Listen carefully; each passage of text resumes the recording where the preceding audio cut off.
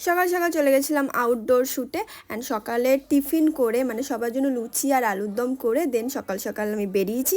And খুব সকালও না, একটু বেলা হয়ে গেছিলো। দেন তোমরা তো আমার আগের ভিডিওতে দেখেইছো যে আমি আমার পছন্দ মনের মতন ব্যাগ পাইনি, বাট ফাইনালি দমদমে গিয়ে কিন্তু আমি ব্যাগটা পেয়েছি।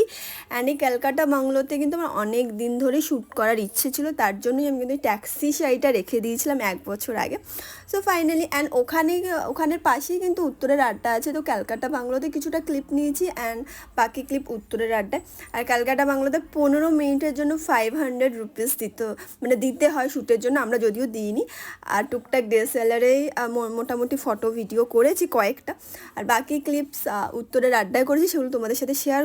পুরো শ্যুটে আমি কানের পরতেই ভুলে গেছি। আমি কিন্তু দমদম থেকে কানের কিনেছি, বাট পরে আমি খেয়াল করলাম তো আমি তো শ্যুটে কানেরই পরিনি।